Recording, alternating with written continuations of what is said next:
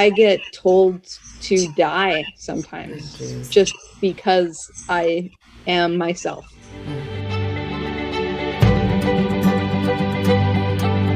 Let's start by having you just give us a sense of, like, it's kind of a big question, but like, who are you? Who am I? I think that that's definitely changed over the years. I personally am trans non-binary, so I identify as neither male or female. Okay. So I actually got to choose my name, and that's taken a lot of support from my family, and especially, you know, changing my pronouns to they, them. Like, it's been a big change over my life, and especially getting sick and things like that. First and foremost, I'm an artist. This is my painting up here. You can Oh my barely gosh. see it. And we can only see a third of it, but what we see looks really nice. Yeah, I have a whole corner over here with paintings, and then all the way over there, there's just a whole wall full of paintings. I'm a happy person, but I also just feel whatever I feel. I don't push away my emotions. I just go through them because I know that no matter how much you push them away, they're going to come back up. I use a wheelchair, and so when people look at me funny, I'm like, you can ask about the wheelchair. Or just like staring at it like, do I say something about this? Like, what's with that? Why are you in a wheelchair? And so I said them, you can ask about the wheelchair. And so they're like, oh, and they just kind of lit up because they're like, oh, I get to ask about it. I don't just need to like make up my own version of it. I can know the truth. Exactly. So that's my thing. I'd rather people learn the correct information than just make up their own assumption. And be scared of it, which I completely understand, having been on oxygen for so many years. I was on oxygen for 6 years, and people look at you like, whoa, you know, they don't know what to do. And it's really not mean or malice or anything. They just, you know, or they'll look at you kind of like, oh, and they're so sorry for you, and they don't know what to say or do, you know. I'm like, no, it's okay. You can talk to me, you know. Yeah. So I really do understand that feeling. Before anything, I forgot to ask you how old you are. I'm 15. 15. Okay, perfect. Then I can kind of place it all. Yeah. Can you kind of give us a sense of what you're living with? So there's a lot of different things. Sometimes it feels easier to list what's not going on with my body. Yeah, that's not good. But the main things for me are severe fatigue and chronic pain. I have seizures as well. Oh, geez. Non-epileptic, but still really suck. That started in Christmas break. And it would sometimes last for 8 hours a day. Oh my gosh. And so imagine on top of this fatigue, like I ran a marathon or something, like I imagine it's like I'm carrying a boulder, but it's inside of my body. Right. Like every single limb of my body is just like a boulder inside of it weighing me down. It's like I got ran over by a truck every day. Yes. That's my pain level. But other than that, you feel great. Yeah, other than that, I feel great. Yeah. Oh my gosh. So, do you know when the seizures are going to happen? Sometimes. Usually I get like a minute warning, but I've passed out my whole life. I've gotten 3 concussions because of passing out without warning. Yeah. And about 4 years dealing with severe fatigue. Like most people would think of a hike as tiring. Right. But for me, a hike is just walking a meter or 2. Yes. Like that's how little energy I have. Yeah. So that's why I use a wheelchair, because otherwise I'm stuck on the couch, and that's not what I want to do. Exactly. And I love to do art, but it's really hard to do that when you don't have the energy to do it. And do you know where all this comes from? Does this stem from a particular illness? Oh, I'm sorry for interrupting. No, please. Oh my gosh, I'm interrupting you half the time anyway. But does you know where it comes from essentially? Is it just random that it hit you, or did it? A bit. It all started when like everybody gets the flu sometimes, but I never got sick. And then I got sick and sick and sick again and again and again with like flu-like things. Okay. So right now we're looking into a possible ME/CFS diagnosis, chronic fatigue syndrome, or myalgic encephalomyelitis. It's a complicated name. Yeah, so that's why that one. Say that one 10 times fast. Yeah, it's been a really tough road. Like most of my life, it's been fighting different things. Wow. And not like a fight as in I'm fighting someone else, but just fighting to be me.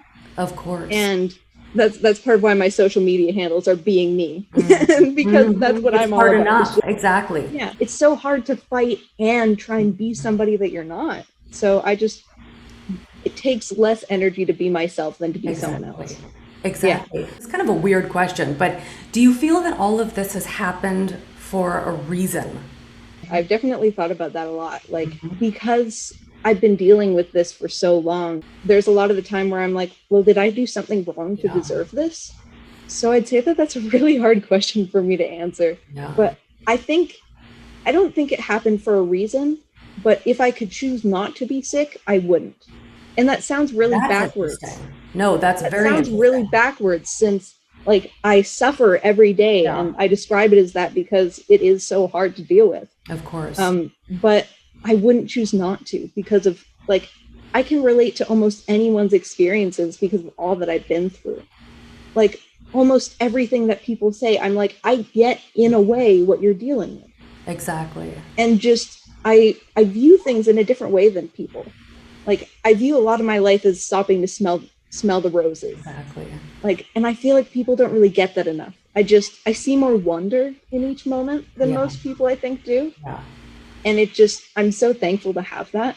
Yes, we would make a very good team. Life too fast. You and I, we would have a very nice day together, you know? It's perspective, it's incredible. And I've heard people say that have, mostly people that were born with a chronic illness and have never known a life without it, they almost, their identity is so intertwined with that, you know what I mean? That they're like, I don't know who I am without that. But you're actually coming from another place, which is that you wouldn't almost feel that you could connect as easily with people and help them, it sounds like. Your mission is more important to you than your state of being, almost, it sounds like. Would you say that? It takes a lot of strength to stand up and say, this is who I am in all different ways. Where do you feel that this strength comes from in you?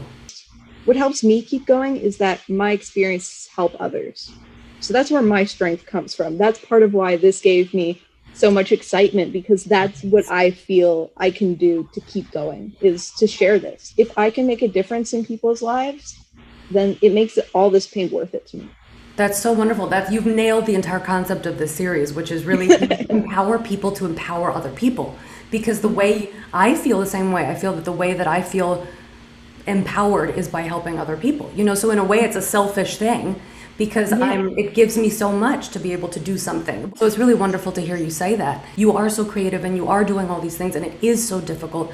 How do you do the things you do? How do you push yourself to do them despite what you're facing? I think a lot of it is knowing to not push myself. Part of why I want to relate to others so much is because I know how big it is to be believed. Because especially with so many with chronic illnesses that I've met and talked to, they often are so unbelieved. And I've had the same experience of people who just told me that it was all in my head, that there was nothing wrong. Right. Accepting help. That was another. It's so hard to accept help. I'm able to do it with others instead of just trying to do it on my own and hurting myself even more. I just tell others I need help. That's so great you can do that. I have such a hard time with that. So I'm taking your advice for myself. Me too. Me too, dude. I'm like, it's fine. I can do everything by myself. And then I end up half dead on the floor, you know, and they're like, you should have told us, you know? Yeah. But it's a big deal to be able to do that. So that's wonderful. And I imagine you have support of your family. Do you also have, I imagine, tell me if I'm wrong. I have my mom, and she's been my biggest support through all of this. I definitely would not be here today if it weren't for her. And she that's hears that all the time. That's first. You know what I mean? Yeah. Yeah, you definitely wouldn't be here without her. She brought me here, and she's kept me here. Exactly. So she's been the one to really fight with me. When this first happened, I had no support in it. My mom had to work because it's a single income household. So if she didn't work, then we don't have the things we need. Right. So I was at home in the dark because of my light sensitivity, and just sitting on the couch all day. Wow. I couldn't get up to eat or drink. Like I went whole days without doing anything because I just couldn't. Wow. I can imagine sitting on the couch all day in the dark, basically. You're sort of living in an alternate universe. Psychologically, what did you tell yourself to not kind of give up completely and just say, you know, to hell with it all? Because that just sounds really awful, truthfully. I just distract myself. It's not a great thing to do, but I just, like, at that time, I was watching a whole bunch of YouTube videos that just made me feel a bit happy because, like, for me, right now, it's just about making it through the day. If I can keep making it through the day, then I'll make it to when I have help someday. And that's what's really important to me. We're fundraising for a service dog now. We're fundraising for that, but the service dog is $30,000. Wow. $35,000? $35,000. I had no idea that costs like yeah, and that's the lower end. They got a $60,000 grant from the government. Oh my gosh. Yeah, so we did the $5,000 down payment. That's when the countdown started, and we haven't raised any money since we did the $5,000 down payment. Well, how can people on this interview, how can they help you with that? Is there we have a GoFundMe. Okay, and so we can put that in here. Yeah. I'm honestly so honored to get to speak with you because I love your account and what you do. And you gave me a reason to keep going, a thing to look forward to. So it's just, I take whatever I can get. Well, we'll do this every day, same time. Tomorrow, I'll see you next week, Yeah, no, sounds good. We'll keep going. But no, that's so nice of you to say that. Thank you. For someone going through a very, very challenging time, what are some words you could share, or how can they get through? I kind of want to get really close. Okay. Yeah, get really close. The big thing that you need to remember is that it's okay to be sad. My big thing is just feel what you feel. Yeah. And like get those people who will support you no matter what. Because like everybody needs support sometimes. And one of my big things is that I don't think that anybody's struggles are less than another. Right. Like all of us, you never know what someone's going through. When I had severe depression, my teacher said that I was happy because I acted like it. And it's so easy to put on this facade that you're doing well and you're doing fine. And most days, yeah, me too. Most days I am happy, but I also cry all the time because it's not about acting like I'm fine. It's about being myself. Like that's the big thing that helped me through everything is being myself. Being yourself. I love that. You embody that with everything. It took a lot of courage to come out to people. Like I came out to my mom 2 years ago. My whole family found out less than a year ago. Okay. And it takes so much strength. And during that time, like right now, I'm actually on testosterone. So that's been really exciting for me. Okay. And just looking to the future is part of what keeps me going instead of just distracting myself. I watch things like you see horrible things on social media and it can really affect me, especially being a trans person. I just am looking through good things and then I get somebody attacking me for being who I am. Right. And how do you handle that when that happens? What would you do? It's hard. Yeah. I'm still learning that part. That's something that I haven't quite learned yet, but I guess it all comes down to that says more about them than it does about me. Right. I got multiple death threats one day for being myself. Jeez. And so I was shaky, of course, because, that's terrible. terrifying. It's just talking about it. Like, that's how I process things. I talk about it because you need to be seen and heard and feel things in order to go through it. And also almost feeling sorry for the person. I've always seen it like that. I'm like, wow, that person has it in them to say that. Like, that is not a happy person, Yeah. Just like, I hope that you learn the coping skills so that you don't need to hurt others in order to feel better about yourself. That's how I try and look at it. When you're in a lot of pain, you either get really grumpy and angry or you see things a different way.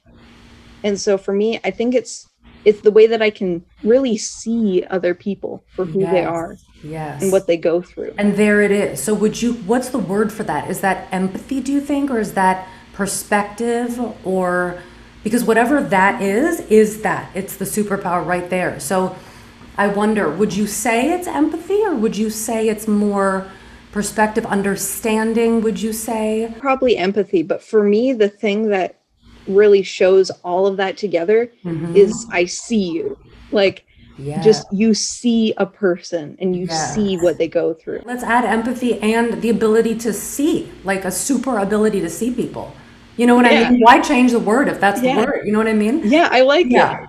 Did you by chance come up with a superhero name? I was thinking Changer. I don't know. It's kind of a weird thing. I don't know. If I had a superpower, it would be to shapeshift. But I'd say that it's also just how I've changed and adapted to all of this. Like, life is constantly changing and I've changed with it. I change for the better is what it is. So that's why I say changer. Changer. Yeah. That's wonderful. That's so great. That encompasses everything, Yeah. Is there anything I haven't asked you that you'd like to share? I'm often told, like, you're not alone. Okay. But when somebody says that you're not alone, you don't feel like you're not alone. Telling people to be happy doesn't make them feel happy. It just makes them feel like you don't understand them. That's right. So, like, that's another one of my purposes for doing this, is just, it gives you a bit more strength if you see that you aren't alone. That's so wonderful. Everybody needs help. Yes. Yes. Just to have that help, have those people around you who are like, you know what? That really sucks. What do you want to do about it? Do you want me to give you solutions, or do you just want me to listen? But the interesting thing too, though, is when you are, because you talk about help and how people are helping, but when you are facing those moments, and you know that, and you've brought it up as well, that you really are, I mean, I don't even mean to say this, it sounds terribly depressing, but you really are alone. It's like when you're facing death, you can have all the help in the world, but there you are facing death by yourself inside, you know, so you, despite all the help you may or may not be getting, are really you are your solid core that's bringing yourself back to life. I don't know if you believe in God or what, you know, if you have faith or whatever it may be, but you're coming back to life each time, and it feels like for a very big reason, for a very big purpose, because you have so much to share and give in my gut, you know. But because you are alone in that, there's something that is going on inside of you that's so strong, that's pulling you back. So I just want to give back the credit to you, even though you keep saying that all these other people are so helpful and how valuable that is, you know, but also, hello, you know what I mean? Like, you are, you know, Master Emrrys here, like, help, help, help, but you're the one bringing yourself back to life. And so it's just so wonderful. And just to see you do that, like you say, is so inspiring.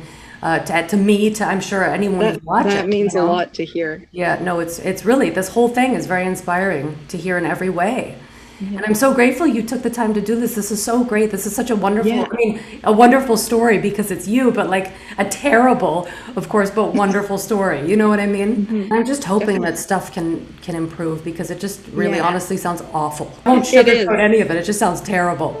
So and sometimes that's really what you need to hear, because people being like, well, it's not that bad. No, it's terrible. Yeah, it is. It's it really is terrible. You're wonderful. You're amazing.